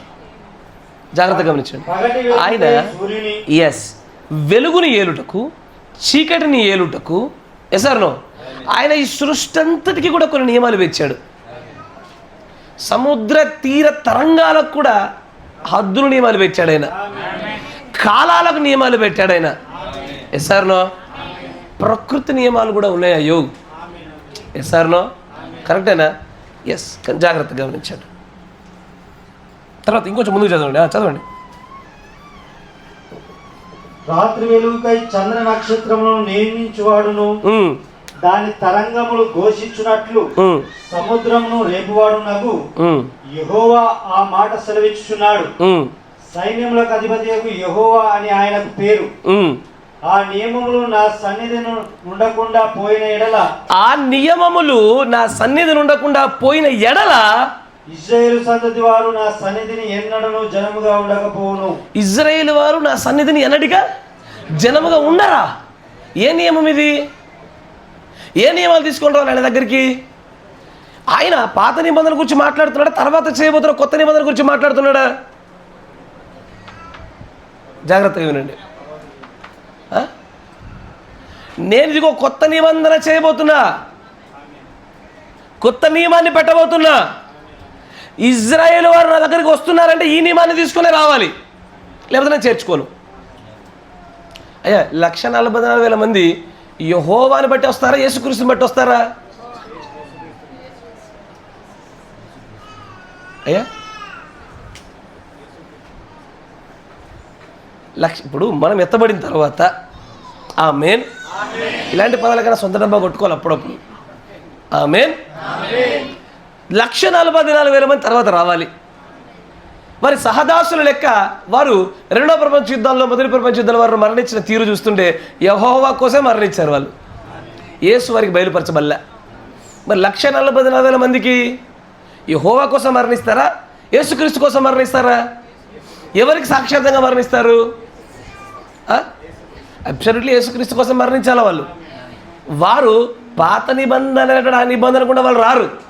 వారు ఖచ్చితంగా మనము నమ్ముచున్నటువంటి, మనం పాటిస్తున్న ఇదిగో ఈ నూతన నిబంధన గుండానే, ఈ నియమాల గుండానే వాళ్ళు రావాలి. ఎసార్నో ఆయన అందుకే దాన్ని ఇదిగో ఈ నియమము అంటున్నాడు. ఆయన ఈ నియమాన్ని తీసుకోకుండా రాకపోతే ఆ రోజున నేను ఇజ్రాయేల్ని ఎవరిని చేర్చుకోను, నా దగ్గరికి అసలు ఆహ్వానించాను వాళ్ళని. ఆమేన్.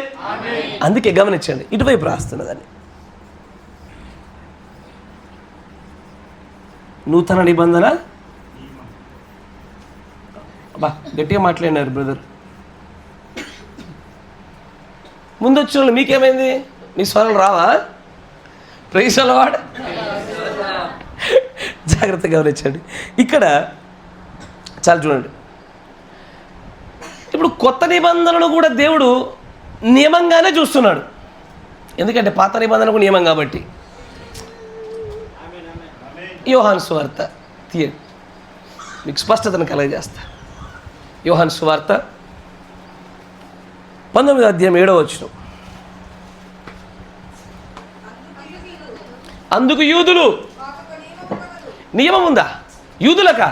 ఏంటా నియమము? ధర్మశాస్త్రమే వారి నియమము. ఆ నియమం ప్రకారంగానే వాళ్ళు చేస్తారు. యేసు ప్రభు తను దేవుని కుమారుడని చెప్పుకొని వచ్చుచున్న ఆయనను పట్టుకొని ఇదిగో మాకు నియమం ఉందయ్యా, ఆ నియమం ప్రకారంగా తను దేవుడని ఎవరు చెప్పుకున్నా సరే ఆయనను మేము ఏం చేస్తాము? రాళ్ళతో కొట్టి చంపుతాము. వారు మాట్లాడుతున్నటువంటి ఆ నియమం ఏంటో తెలుసా? పాత నిబంధన అంతా కూడా నియమమే, కానీ దాన్ని ఇటువైపు రాస్తా. ఎందుకో తెలుసా? ఈ నియమం కూడా ఒక్కడు కూడా నీతిమంతుడుగా తీర్పు తీర్చబడలేడు కాబట్టి. ఆమేన్. ధర్మశాస్త్రం కూడా ఒక్కడు నీతిమంతుడు తీర్పు తీర్చబడతాడా? ఈ నియమం దానికి పనికిరాదు.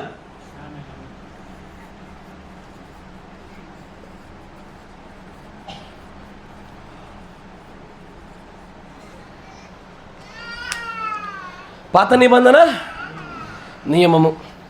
ఇంకొక నియమాన్ని చూపించేసి నేను మీకు అసలైనటువంటి స్పష్టత కలగజేస్తా. హెబ్రీ రాసిన పత్రిక 7వ అధ్యాయము 27వ వచనం.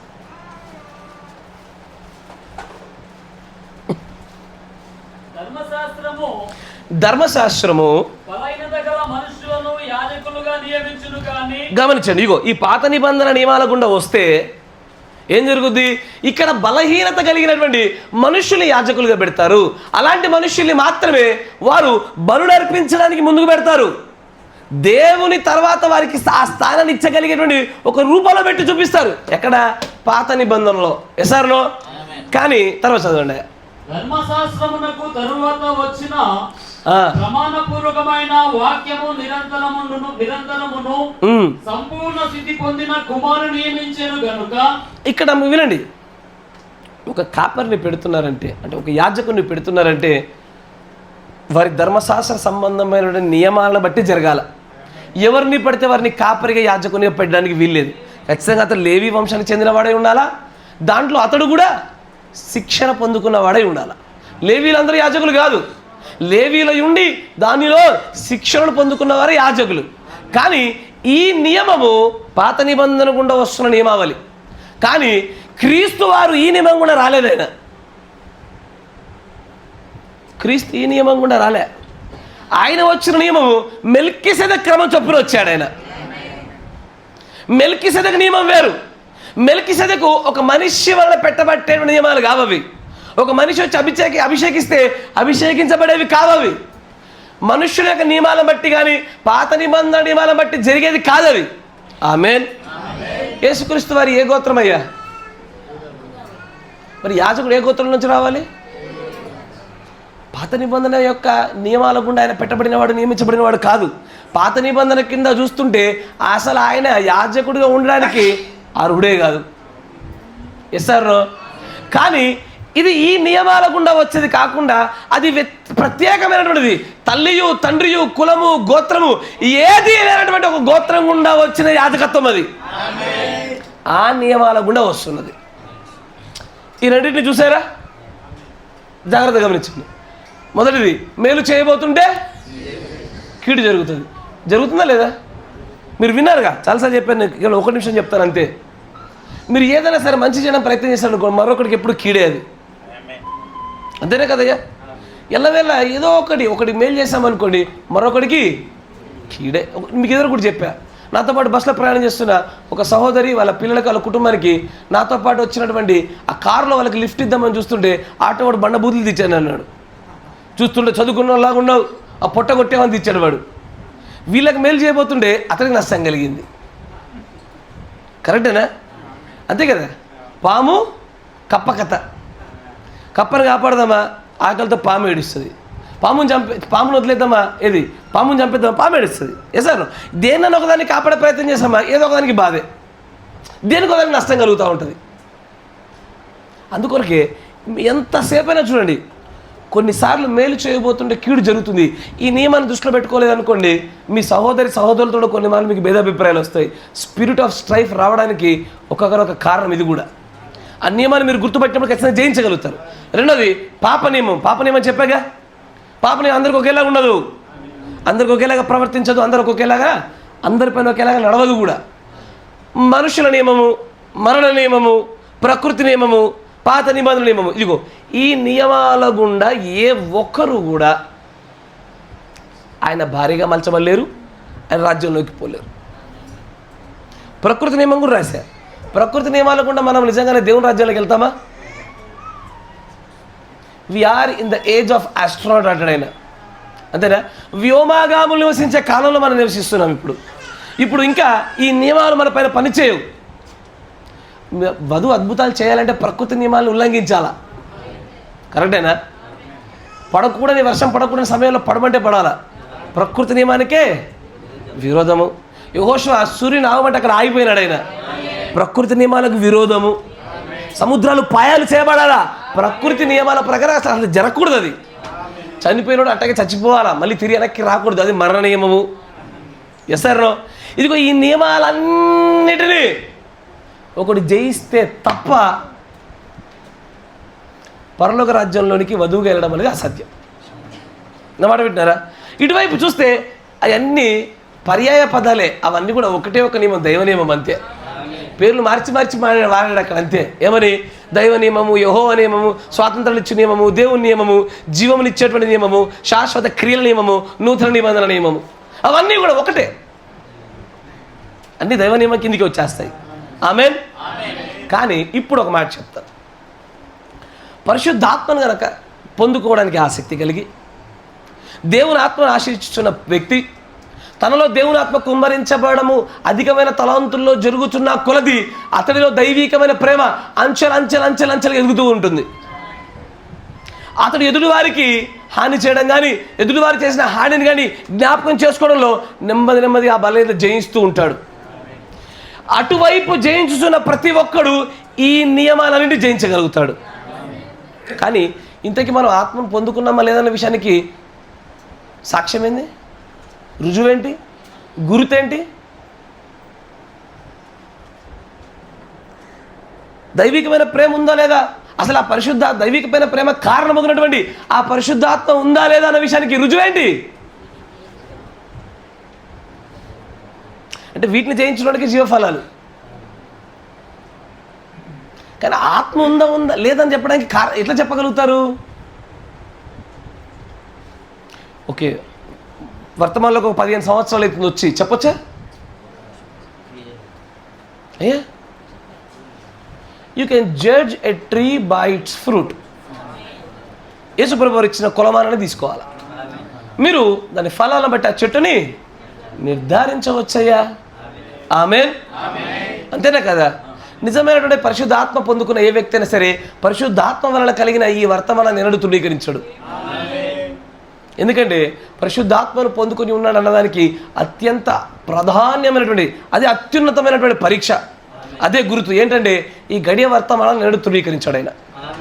ఈ గడియ వర్తమానంలో ఎన్నడూ కూడా ఉన్నట్టుగానే అంగీకరిస్తాడు.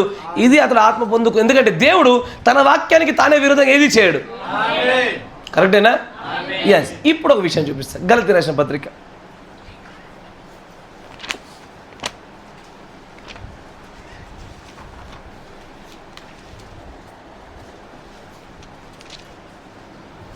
గలతీ రాసిన పత్రిక 5వ అధ్యాయము 19వ వచనం చూడండి. 18 మీరు 16 నుంచి చదవండి. 16 నుంచి. నేను చెప్పున్నదేమను మీరు శరీరేచ్ఛలను నెరవేర్చరు. శరీరము ఆత్మకును, ఆత్మ శరీరమునకును విరోధముగా అపేక్షించును. ఇవి ఒకదానికి ఒకటి వ్యతిరేకముగా ఉన్నవి గనుక. అందుకోసం గమనించండి, బోర్డు మీద కూడా ఒకటి వ్యతిరేకంగా రాశా. నా మాట జాగ్రత్త వినండి. ఇది ఒకదానికొకటి వ్యతిరేకంగా ఉంటాయి. ఒకదానితో ఒకదానికి సంబంధం ఉండదు. పాత నిబంధనకి కొత్త నిబంధనకి సంబంధం లేదు. సారూప్యతలు ఉంటాయి కానీ సంబంధం ఉండదు. ఎస్ఆర్నో ఏ నియమాలన్నా చూసుకోండి, ఎల్లవెళ్ళదు అంతే. అందుకే ఇది ఆత్మచేత నడిపించబడుతున్న వారికి, ఆత్మచేత నడిపించబడిన వారికి ఇవి రెండు ఒకదానికొకటి విరుద్ధంగా నడుస్తూ ఉంటాయి, శరీరము ఆత్మ. అంతేనా? తర్వాత ఇంకొంచెం ముందుకు రండి. మీరేమీ చేయనిశ్చయింతురో వాటిని చేయకుందురు. మీరు ఆత్మచేత నడిపించబడిన ఎడల ధర్మశాస్త్రమునకు లోనైన వారు కారు. అయ్యో, నా మాట వినండి. ఇక్కడ ఏది చేయాలనుకుంటానో అది జరగకుండా కీడు జరుగుతుంది. నా మాట చూడండి. మొదటి నియమం ఏంటి? ఇక్కడ మేలు చేయాలని చూస్తున్నాను, కీడు జరుగుతుంది. కానీ నువ్వు నిజంగా ఆత్మచేత నడిపించబడినట్లయితే కనుక ఎగ్జాక్ట్లీ దేవుడి చిత్త ప్రకారంగా జరిగించబడుతున్న ఏ కార్యాలైనా సరే కీడు తలంచుచున్న చోట కూడా దేవుడు మేలులోకి వస్తాడు. బిలాం అని ఒక ప్రవక్త ఉన్నాడు. చెప్పించాలని చెప్పి బాబు ఎంత ప్రిపేర్ అయ్యాడు ఎగ్జామ్కి, IIITకి ప్రిపేర్ అయినంత ప్రిపేర్ అయ్యాడు ఆయన. సార్ నీట్ ఎగ్జామ్ కూడా అంతగానే కూడా ప్రిపేర్ కాడు. బాబు వచ్చి చెప్పించుదామని మొదలు పెట్టగానే కీడుని మారా అనుభవం మధురముగా మార్చగలవు నీవు. ఎస్, ఆత్మానుసారంగా నడుచుచున్న చోట. ఎందుకంటే ఈ నియమాలన్నిటినీ జయించగలిగే నియమం ఒకటి ఉన్నది. నా మాట జాగ్రత్తగా వినండి. ఎంటైర్ ఈ లా, ఈ కట్టడ, ఈ నియమాలన్నిటి జయించడానికి దేవుడు ఒక నియమాన్ని చూపించాడు. ఈ ఒక్క నియమం పట్టుకున్నా నువ్వు అన్ని నియమాల్ని తల్లకిందులు చేసి పడేస్తావు. నువ్వు ప్రకృతి నియమాలను కూడా అబ్సల్యూట్లీ, పాప నియమాన్నా అబ్సల్యూట్లీ చూపిస్తాను. చూడా, చదవండి. మీరు ఆత్మచేత నడిపించబడిన ఎడల ధర్మశాస్త్రమునకు లోనైన వారు కారు. శరీర కార్యములు స్పష్టమై ఉన్నవి.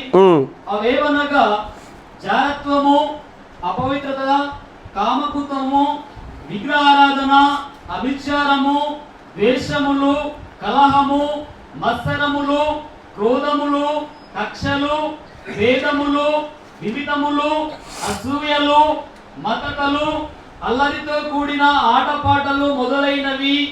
వీటిని గూర్చి నేను మునుపు చెప్పిన ప్రకారము ఇట్టి వాటిని చేయువారు దేవుని రాజ్యమును స్వతంత్రించుకొనరని మీతో స్పష్టముగా చెప్పుచూ ఉన్నాను. చూడండి ఏంటంటే అవి అపవిత్రత, జారత్వము, కాముకత్వము, నీచత్వాలు కావచ్చు, ఏదైనా చూడకూడదు చూసినా, డీజేల ముందు దుంకిన, అదే అల్లరితో కూడిన ఆటపాటలు. ఎస్ఆర్నో ఇవి చేయువారు ఎవ్వరు కూడా దేవుని రాజ్యాన్ని స్వతంత్రించుకోవడము. ఎవరు చెప్పారు ఈ మాట? మీ పాస్టర్ చెప్పాడా? ఎవరు చెప్తున్నారు? దేవుడి వాక్యం చెప్తా ఉంది. ఎన్నడూ కూడా అల్లడితో కూడిన ఆటల పాటలు, అవి సినిమాలు అవ్వచ్చు, అవి గేమ్స్ అవ్వచ్చు, ఏదైనా అవ్వచ్చు. ఒక పాస్టర్ గారు చెప్పంగా మాట విన్నా, ఇట్లా విన్నా, అట్లా నేను వాళ్ళని ఏమంటారు దాన్ని విమర్శించడం లేదు, వారు చెప్పిన దాంట్లో తప్పిదాన్ని ఖచ్చితంగా ఖండించాలా.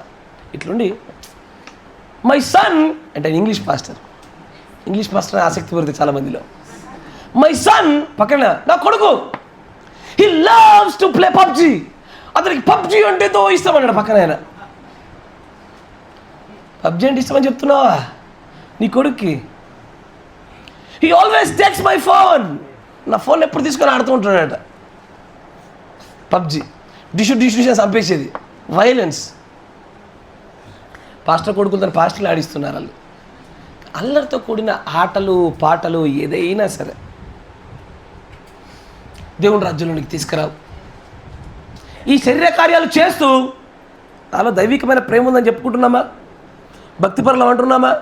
ఎదుటి వాళ్ళ తీర్పు తీరుస్తున్నామా? ఎదుటి వాళ్ళని ఏలెత్తి చూపిస్తున్నామా?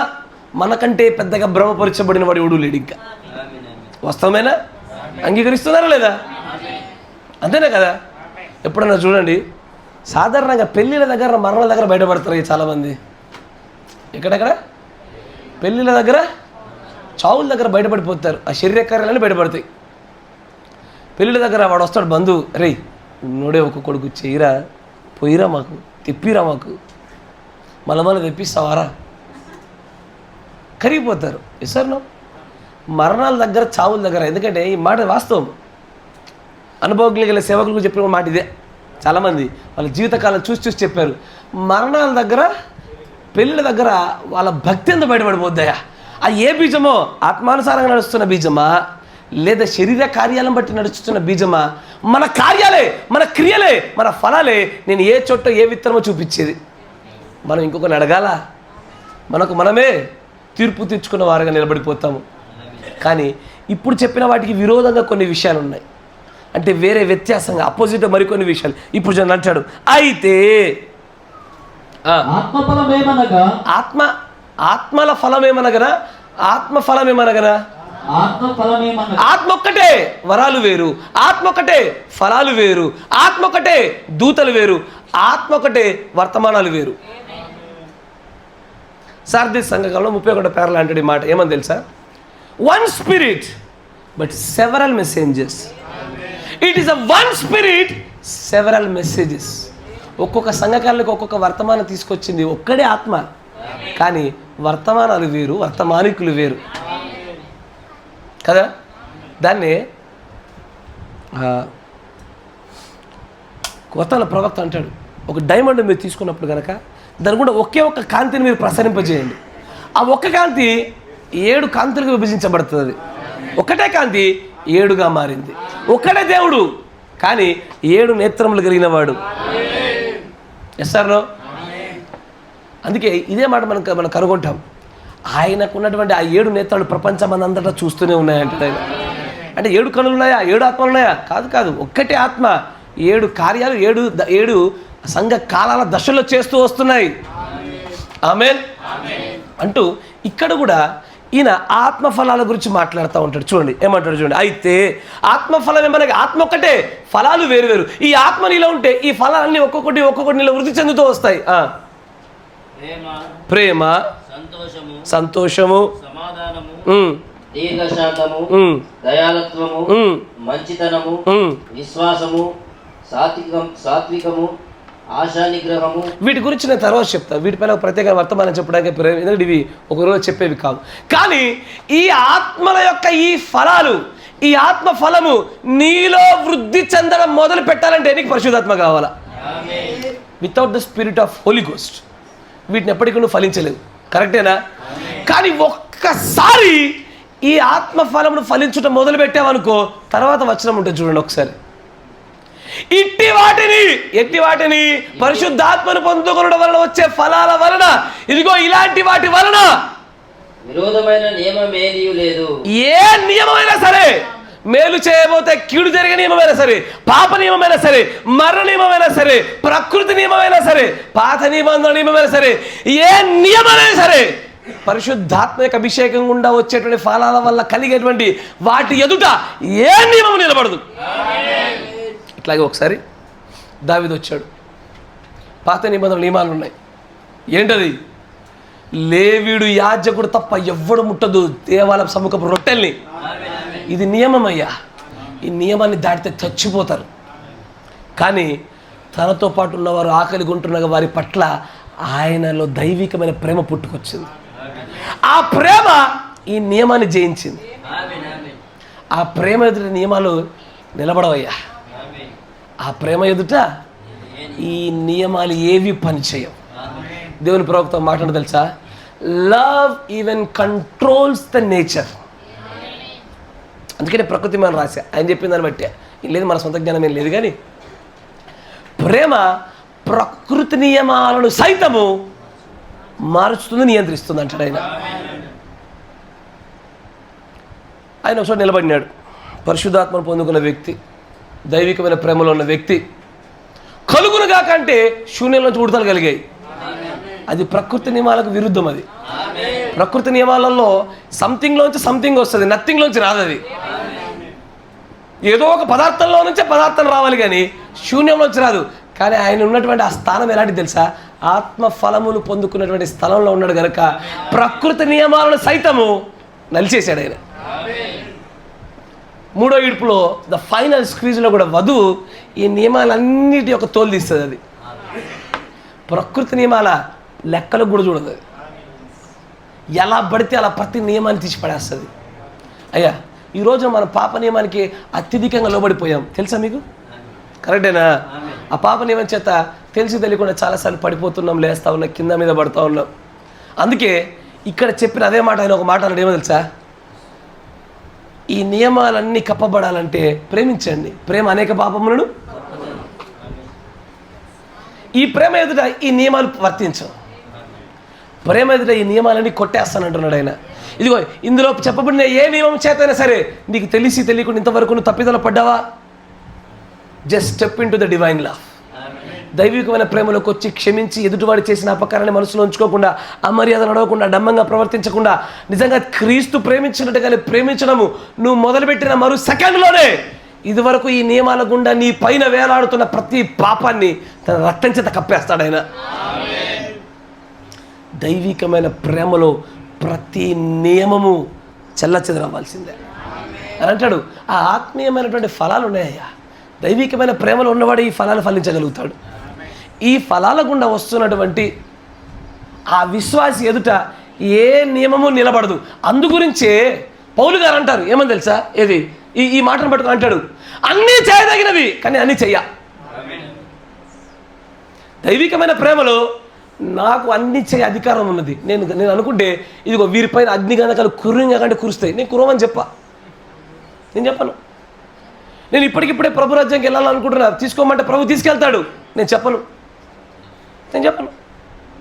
నా మాట వింటున్నారా? అన్నీ చేయ స్వాతంత్రుడును కానీ అన్నీ చేయదగినవి కావంటాడు. ఎందుకంటే అది సంపూర్ణ స్వాతంత్రములు ఇచ్చేటువంటిది. ఎక్కడ స్వాతంత్రం ఉంటుంది? స్వాతంత్రం ఎక్కడ ఉంటుంది అయ్యా? ప్రేమలోనే స్వాతంత్రం ఉంటుంది. అది కూడా మళ్ళీ ఆ మాటని సరి చేసుకోవాలా, సంపూర్ణమైన పరిపూర్ణ ప్రేమలోనే స్వాతంత్రం ఉంటుంది. మీకు తెలుసా, పరిపూర్ణమైన ప్రేమలోనే స్వాతంత్రం ఉంటుంది. పరిపూర్ణమైన ప్రేమ కాని చోట భయం ఉంటుంది. Yes or no? అయ్యా, మీరు నన్ను ప్రేమిస్తున్నారా? దైవికమైన ప్రేమ గుండా నేను మిమ్మల్ని అలాగే ప్రేమిస్తున్నా. మీరు తప్పిదాలు చేసినా నేను మనసులో పెట్టుకోవట్లే. నన్ను గుచ్చి మీరు ఎంత విరోధంగా మాట్లాడినా, నా వెనకాల వెళ్ళి నేను చెప్పిన వర్తమాన్ని ఎంత గుచ్చి గిల్లి విరోధంగా మాట్లాడినా నేను మిమ్మల్ని గురించి ఏమనుకోవడంలే. నేను I have chosen the path of divine love. దైవికమైన ప్రేమ అయ్యా నాకేది తెలియకుండా ఉంటుంది అనుకోకండి. నా మాట వింటున్నారా? నేను మళ్ళీ చెప్తున్నా మీకు. సాధారణంగా పాస్టర్ల దగ్గరికి ఒక పెద్ద గూఢాచార వ్యవస్థ వస్తుంది, ఏదో ఒక రూట్లో వచ్చే పడతాయి. But I always choose the path of divine love. మనస్సులో ఉంచుకోకుండా తెలియజేశారు ప్రభు, క్షమించు. ఎందుకంటే ఆ మార్గం గుండా వెలుటే నా పరలోక రాజ్య ప్రవేశాన్ని ఖచ్చితంగా నన్ను నిలబెట్టేది అక్కడ. అదే మిమ్మల్ని కూడా అలాగూ మలిచేది దైవికమైన ప్రేమే. దైవికమైన ప్రేమలో ఉండగా నీ పైన పాప నియమం పనిచేయదు, ప్రకృతి నియమాలు పనిచేయవు, మరణ నియమము పనిచేయదు. అయ్యా నా మాట వినండి. పోసం అనే ఒక జంతువు ఉంది, తన పిల్లల పట్ల విపరీతమైన ప్రేమ కలిగింది. మరణ నియమాన్ని సైతం జయించింది. అది మరణ నియమాన్ని ఆ యొక్క జంతువు పైన పరిచయం ఉండడం కొరకే దేవుడు ఆ జంతువుని వెళ్ళు అక్కడ నా ప్రవక్త ఉన్నాడు పో అంటాడు అక్కడికి. ఆ జంతువుని ఆయన యొక్క పెరట్లోకి, ఆ ముందున చెట్లలోనికి నడిపించిందే ప్రభు అయ్యా. It's because of that love. మాట వింటారా? when the divine love is projected, the sovereign grace takes place. దైవీకమైన ప్రేమ ప్రసురము చేయబడిన చోట ఏది గొప్పదైనటువంటి కృప, అత్యున్నతమైన కృప తన స్థానాన్ని తీసుకొని గొప్పదైనటువంటి అయ్యా అటుపక్క రాసినవన్నీ మన జీవితంలో జరుగుతాయి. నేను స్వతంత్రుడను, దాస్యత్వం కాడి కింద నేను లేను. దాని యొక్క ప్రూఫ్ ఏంటి ఇప్పుడు నేను చెప్తా చూడు. దీని కింద పాత నిబంధన అనేటువంటి నియమం కింద ఉన్నాడు ఒకడు, ఎంతో పాపం చాలా సంవత్సరాల నుంచి బాధపడి అనారోగ్యంతో ఉన్నాడు, కాలు లేకుండా వాడిని బాగుపడితే వాడు పరిగెత్తుకుంటూ పోతుంటే హల్లెలూయా హల్లెలూయా అనాల్సింది పోయి విశ్రాంతి దినాన్ని ఎడిపోతున్నావురా. ఈ నియమంలో ఉన్నవాడు చేసే పని అది. ఎంత ఫాస్ట్ అయితే అట్లా అనొచ్చా? చేశాడు తప్పిదమ్మా అంత గట్టిగా అనాలనా? we tend to see always others mistakes. ఎల్లవేళలా తప్పిదాలనే చూస్తాము కానీ స్వతంత్రతను ప్రభు ఆత్మ నడిపి చూడలేం. బట్ ఒక్కసారి మీరు నన్ను మిమ్మల్ని మనమంతా మన చుట్టూన్న వాళ్ళని ప్రభు రక్తం కింద దైవికమైన ప్రేమ కూడా చూడండి. ఏ ఒక్కడు నీకు అపరిశుద్ధులే కనబడ్డు. ప్రతి ఒక్కరిని ఏదో దురాత్మ పట్టడం వల్ల ఇలాగ నడుస్తున్నాడు ఈ సహోదరుడు అనుకొని క్షమించుకుని వదిలేస్తావు, వీలుంటే మార్చే ప్రయత్నం చేస్తావు. అయ్యా step into the divine love. దైవికమైన ప్రేమను అడుగుపెట్టండి. ప్రతి నియమాన్ని, మీకు విరోధంగా నిలబడగలిగే నియమం అంటూ ఏదీ లేదు మీ పక్షాన. దేవుడు మళ్ళీ దీవించును గాక. మోకరించండి, ప్రార్థన చేసుకుందాం.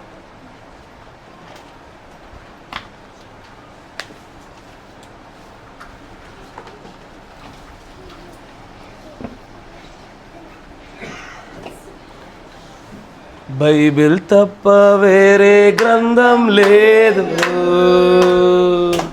ప్రేమ తప్ప వేరే చట్టం లేదు. బైబిల్ తప్ప వేరే గ్రంథం లేదు, ప్రేమ తప్ప వేరే చట్టం లేదు. మాకు క్రీస్తు తప్ప వేరే విశ్వాసం లేదు, మాకు క్రీస్తు తప్ప వేరే విశ్వాసం లేదు. సమస్తము ఆయనే, మాకు సమస్తము ఆయనే. ఆమేన్.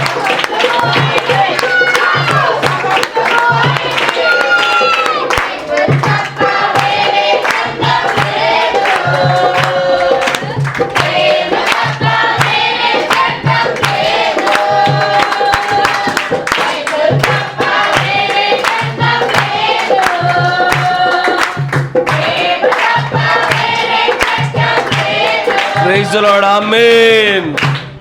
నిజంగానే ప్రేమే మన చట్టము.